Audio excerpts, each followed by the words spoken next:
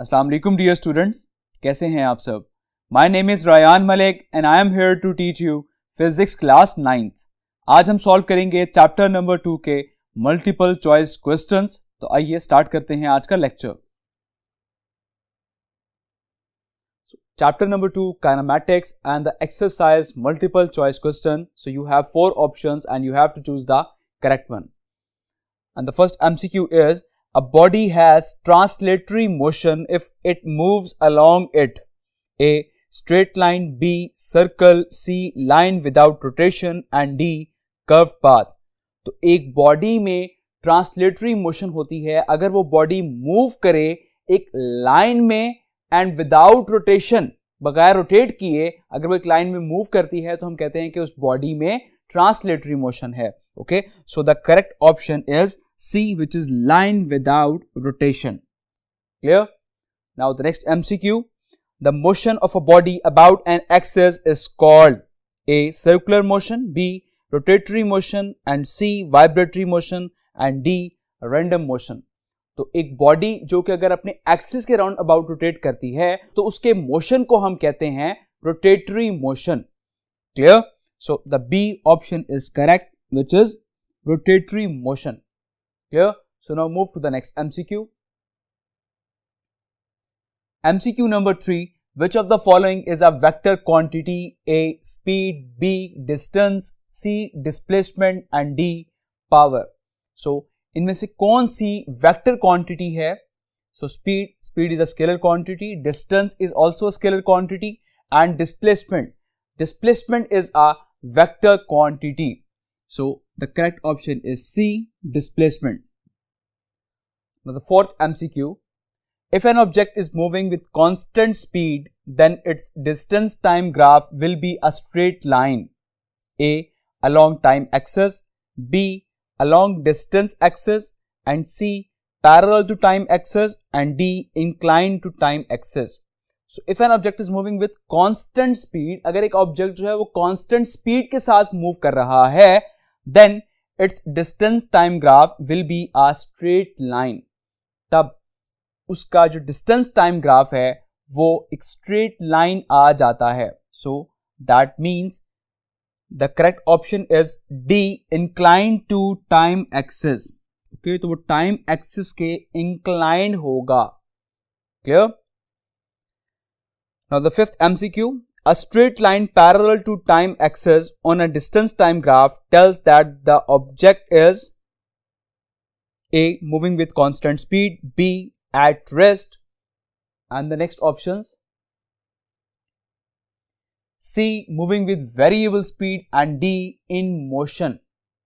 So MCQ में हमसे पूछा गया है a straight line parallel to time axis on a distance time graph means के एक डिस्टेंस टाइम ग्राफ है।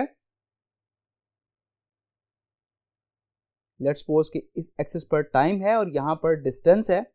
अब उसने कहा a straight line parallel to time axis, just like this. ठीक है, तो the distance time graph tells that the object is at. तो अब इसमें ऑब्जेक्ट जो है वो क्या है, मूविंग में है या वो रेस्ट में है या वो मोशन में है। सो दैट मीन कि यहां पर ऑब्जेक्ट जो है वो कोई डिस्टेंस कवर नहीं कर रहा, टाइम चल रहा है लेकिन ऑब्जेक्ट जहां पर स्टार्ट में था वहीं पर अब भी मौजूद है। दैट मीन्स कि वो डिस्टेंस कवर नहीं कर रहा, मीन्स कि ऑब्जेक्ट रेस्ट में है, वो रुका हुआ है। So we can say the correct option is B, okay, that at rest. Clear? Now the next MCQ. The speed time graph of a car is shown in the figure. Which is the following statement is true?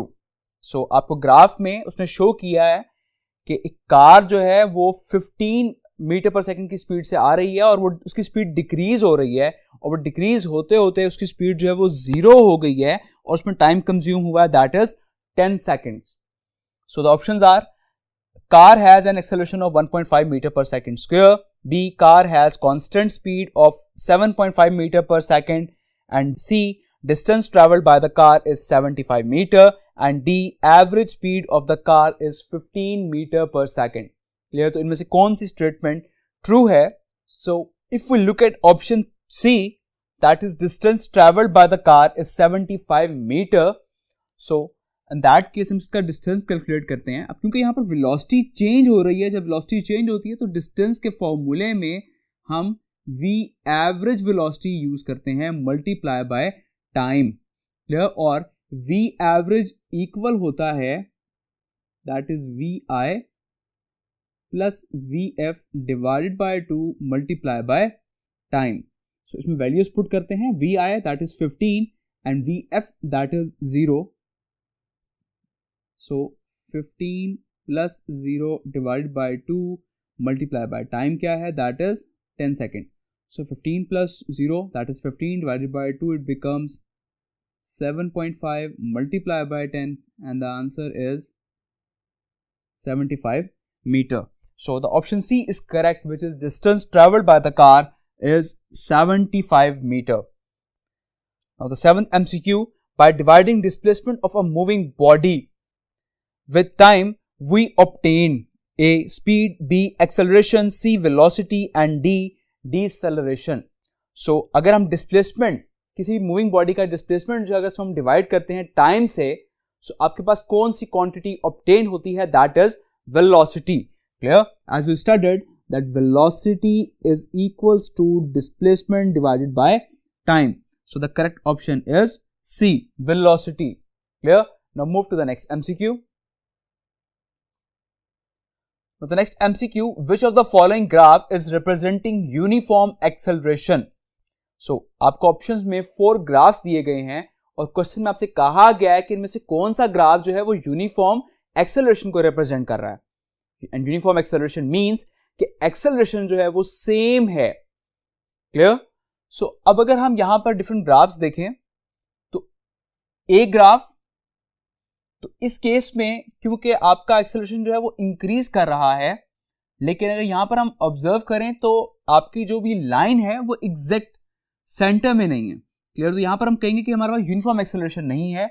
Similarly B में तो velocity में change ही नहीं आ रहा, that means कि वहां पर तो acceleration produce ही नहीं होगा. एंड सिमिलरली सी में क्योंकि आपकी जो वेलोसिटी है वो डिक्रीज हो रही है, तो यहां पर हम कहेंगे कि आप का जो एक्सेलरेशन है वो सेम है. सो सी ऑप्शन में यूनिफॉर्म एक्सेलरेशन पोजेस करता है. So option C is correct. And similarly D में भी एक्सेलरेशन जो है वो वेलोसिटी में चेंज तो हो रहा है, वहां पे एक्सेलरेशन प्रोड्यूस होगा, लेकिन उसमें एक्सेलरेशन सेम नहीं होगा. क्लियर? सो दैट्स व्हाई उसमें यूनिफॉर्म एक्सेलरेशन प्रोड्यूस नहीं होगा. And the next MCQ, a ball is thrown vertically upward, its velocity at the highest point is A minus 10 meter per second square, B 0 and C 10 meter per second square and D none of these. तो अगर एक ball को vertically upward throw किया जाए तो highest point पर उसकी velocity क्या होगी? सो जब आप एक बॉल को अपवर्ड थ्रो करते हैं तो वो बॉल क्या है कि वो ऊपर जाके वो फॉर अ मूवमेंट वो बॉल वहां पे रुक जाती है एंड देन वो ड्यू टू द ग्रेविटी वो बॉल नीचे दोबारा से आ जाती है. क्लियर? सो अब वो बॉल रुक जाती है, दैट्स मीन कि उसकी वेलोसिटी वहां पर क्या हो जाएगी? 0. So the correct option is B, that is 0. Now the next MCQ, a change in position is called A speed, B velocity and C displacement and D distance. So position में change आना that is called displacement. Distance में क्या होता है कि आपकी position change नहीं हो सकती, ये एक कंडीशन है कि आप डिस्टेंस कवर करें लेकिन पोजीशन चेंज ना हो. मींस कि अगर आप यहां से स्टार्ट हुए हैं, सो आप रोटेट होकर दोबारा से यहां पर आ जाएं, ठीक है. सो इस केस में क्या हुआ कि आपने डिस्टेंस तो कवर किया लेकिन आपकी पोजीशन चेंज नहीं हुई.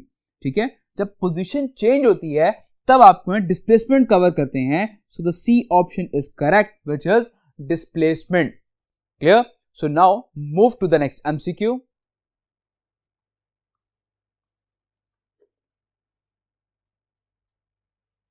Now, the second last MCQ. A train is moving at a speed of 36 km per hour. Its speed expressed in meter per second is A 10 meter per second, B 20 meter per second and C 25 meter per second and the D 30 meter per second. So, एक train की हमें speed दी गई है that is 36 kilometre per hour. तो आपने इसको metre पर second में एक्सप्रेस करना है. तो इसका आंसर क्या आएगा? So let's solve it. हमारे पास स्पीड गिवन है 36 किलोमीटर पर आवर। सो 36, अब किलो प्रीफिक्स इसकी वैल्यू होती है 1000 मीटर पर आवर। अब एक और में कितने सेकंड्स होते हैं? सो एक और में 3600 सेकंड्स होते हैं, एंड 36 को जब आप 1000 से मल्टीप्लाई करेंगे so it becomes 36,000 metre divided by 3600 seconds.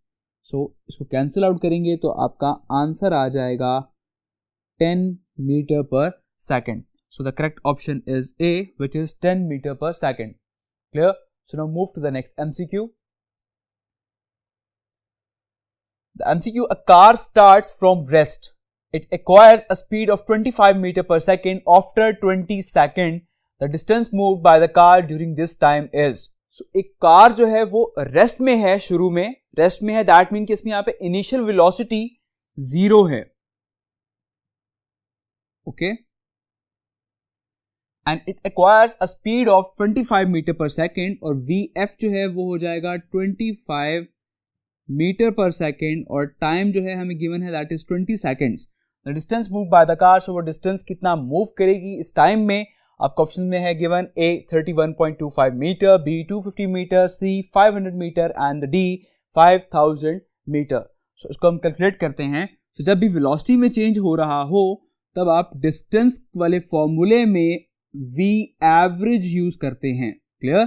Velocity हम एवरेज यूज करते हैं, V average multiply by time, and V average को हम किस तरह से कैलकुलेट करते हैं? That is VI plus VF divided by 2 multiply by time.